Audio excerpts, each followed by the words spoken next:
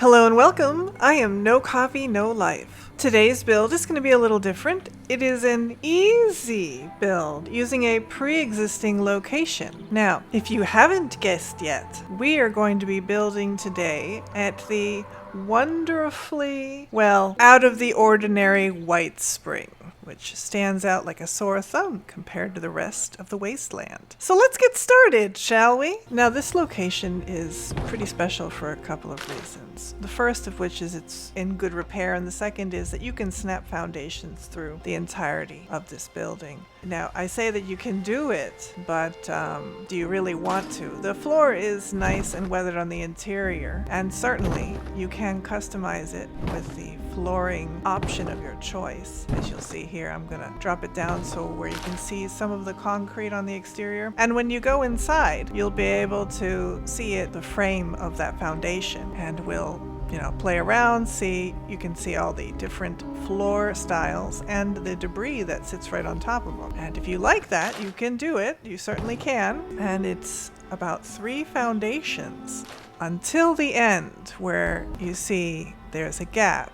Now, you can't put that last foundation, and this carries over throughout the entire building. Like I said, you can slap all these floors throughout the entire building without any issue whatsoever. And if you want to decorate the floor with a particular skin and have that debris, you very well can. The only problem is when you do place all of these, you are going to have a gap. As you can see, a little slight gap here, but in the back, it's really noticeable. So if you are a stickler for having everything align and not seeing gaps like that, you probably don't want to do this.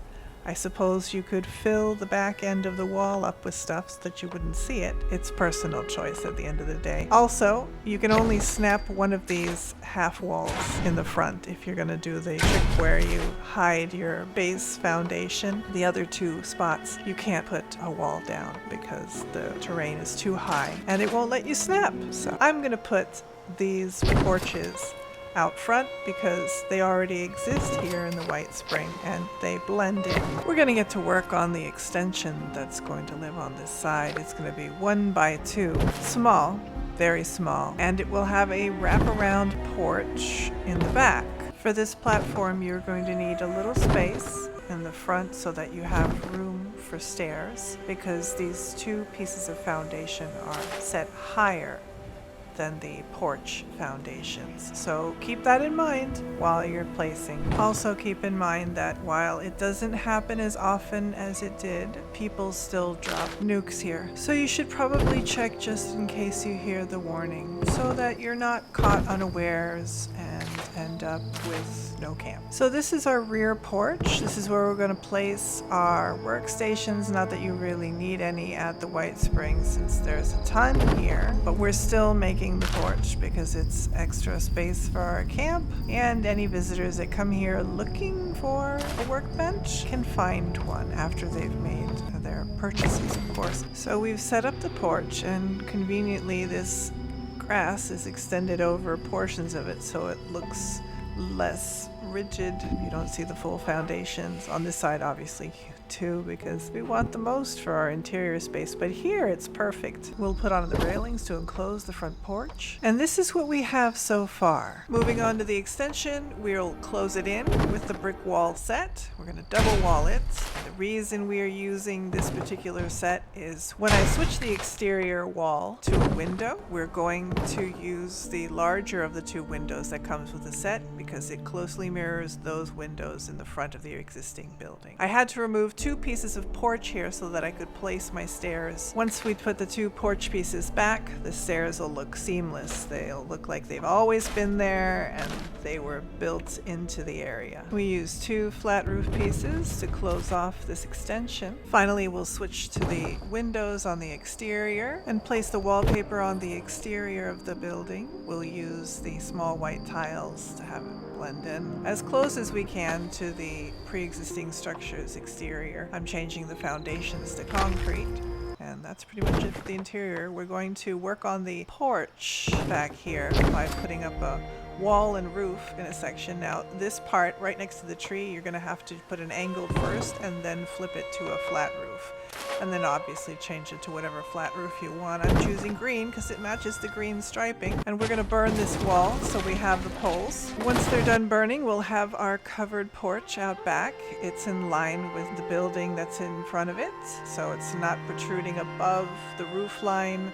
And it's a perfect spot to put all of our workbenches out of sight and out of mind. If only the same thing could be said of dupers. Now to run power to the camp, we're going to use 2 scavenged solar panels to power the extension and any outlying lights. We will put a power conduit on this tree connected to the panels, attach another conduit to this corner over here. Not this corner, the corner over on the side, that little tiny protrusion. Then we will snap the wire from it to the conduit on the tree, and this side of the building is powered. We'll add a conduit to the top of the tent, another to the tree, connect both conduits. Eventually it'll snap. There we go. And connect this conduit to the solar panels. Then go back to this tree, put a conduit, connect it to the tent conduit. Drop down 2 more conduits onto this roof, then connect them to the power source, and we're fully powered now, just as soon as I place this on the corner. Excellent. And this is where we are right now in the build. As you can see, it is still unobtrusive, placing doors on this extension, and we're gonna jazz up the floor with this white spring floor wallpaper. Wallpaper? Not really. It's like a rug, skin, whatever you want to call it. It's significantly ugly enough for the white spring, or unnatural, I should say. I am using these defensive walls, this red brick stucco wall, as a divider for the sleeping area in the space, because this space is really tiny. And if I put a full wall in here, it's going to be a full wall with a door, and I don't want to do that. I want this to break up the space better than just sticking a wall with a doorway in it. I've already decorated the underside of this bed with stuff, with a little Earl and a jack-o'-lantern and a suitcase. As you can see, I've put the rugs down. You need to do that if you're gonna put anything on the floor in here, because it's so small. I am putting this picture here. Now I'm showing you all this because it is really difficult. One way to avoid this problem is to do a lot of your work outside. If you're going to do your merges, you do your merge, and then you place things on top of whatever item you're going to place, like I'm doing here with this side table. That's got a vase and 3 plants. I've already merged the topiary cat down underneath it, so I put those pieces on, I put it back in, and it's going to sit here perfectly underneath this West Virginia sign as soon as I place it. And there you go. Now you can see I have the bed, the 2 walls, the picture, the stuff underneath the bed, the rugs. I'm going to stick this magazine display right into the little space between the side table and the wall for the pre-existing building, and it will eventually place. It's just, being stubborn enough to make it work. But if you're playing this game, you are stubborn enough to make it work. I believe in you. Sometimes when you're building, you get a great idea, like this little wood stove. I thought, hey, wouldn't it be great if I could stick it further into the wall and give myself some more room down this little narrow corridor because of those stucco walls.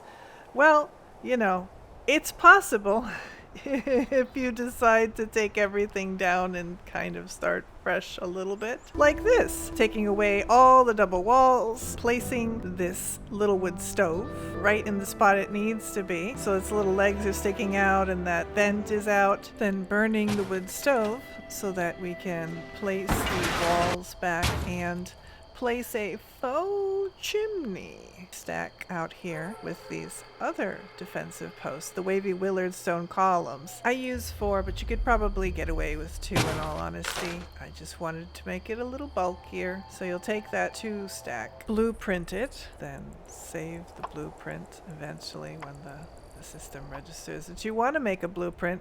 I'm just naming this chimney, but you can name it whatever you want. Except, there you go, there's the blueprint, and then, build one, destroy it, then put the other one right next to it so that they're kind of merged together, even though it won't be perfect because the floor is uneven and it'll drive you nuts. Probably. Maybe not. It might not drive you nuts. It irritated me a little bit. Then destroy your fake chimney.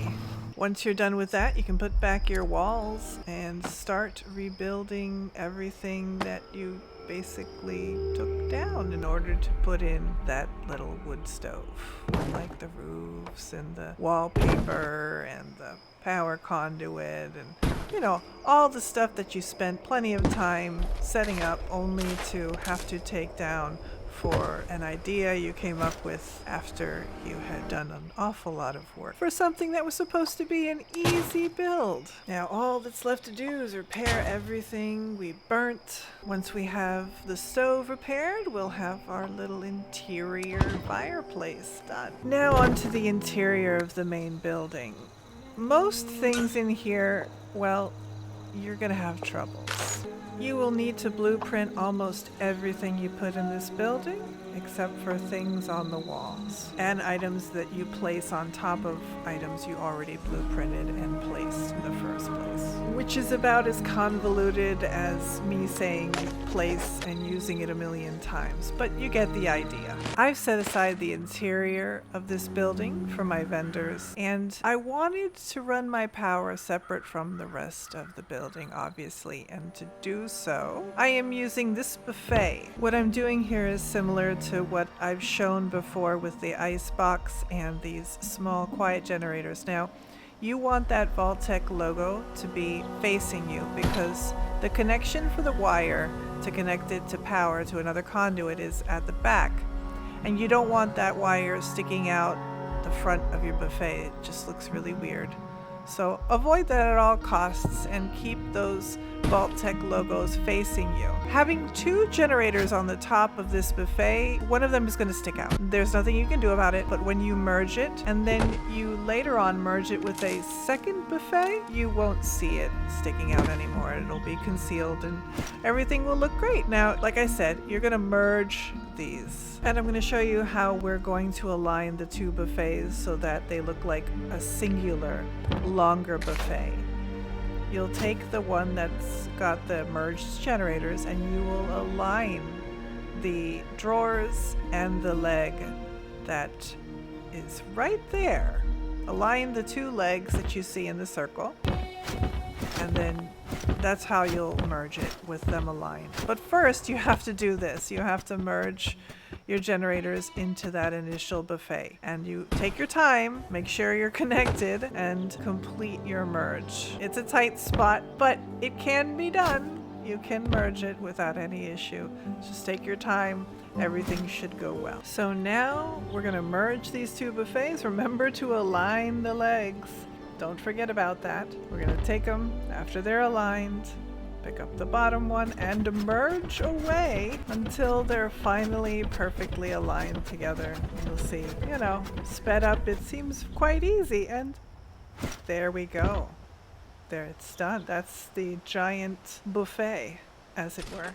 And we're going to be sticking it in the corner so that it's tucked away, perfectly there, out of the way, giving us power for our lovely registers. Now to connect our registers to power, and we're in business. Now that that's done, we're gonna put some stuff on the buffet just to make it a little cluttered and less noticeable that it's two buffets in one. Place some small plants and blueprint a larger plant so that we can place it on the ground to the right of the buffet so we can hide that blue bit. Yep, gotta hide all the evidence that there's a generator there. And here we are, the completed build.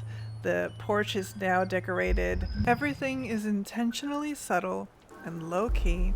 It's not meant to stick out. It's supposed to blend into the white spring.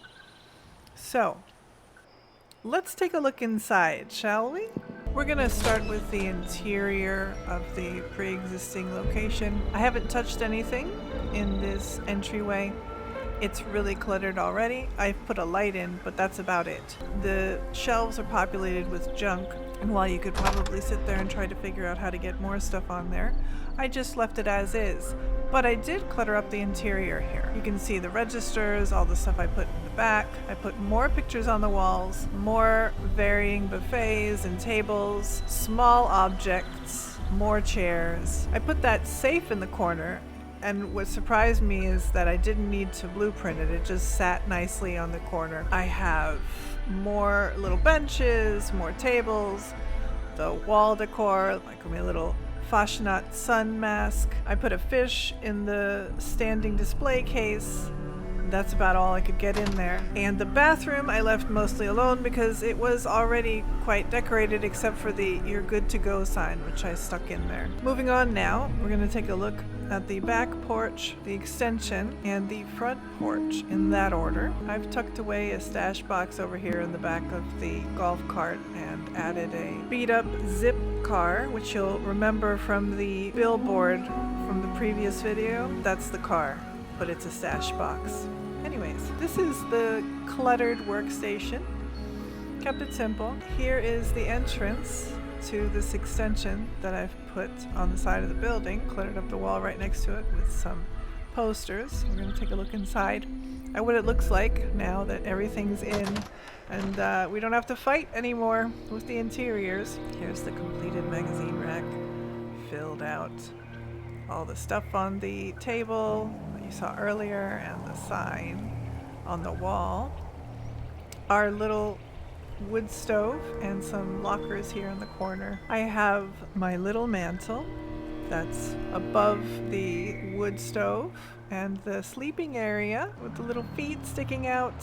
I've also managed to squeeze in a little side table with some decorations on top of it. We're going to take a look at the mantel now that's right across from this bed. It is cluttered up and so is the wall behind it. Moving on to the next part of this tiny extension, we've got a mask on the wall, another sitting area with a divider, and a map of West Virginia. And what wasteland home wouldn't be complete without the addition of a weapon hanging from its wall? I don't know. I suppose this will have to do since we don't have a pickup truck, obviously, to hang it off the back window on a rack. So let's take a look at our final spot in this camp, which is the front porch, looking out onto the unnatural landscape of the White Spring.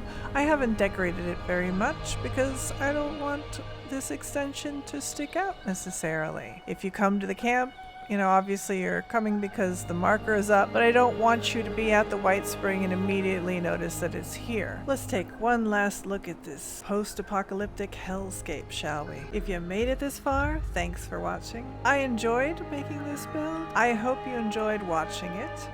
As always, if you like what you see here, then click on the like button. If you're new and you haven't subscribed, consider subscribing and click the notification bell so that you're aware when new videos release. But until next time, happy building in the wasteland.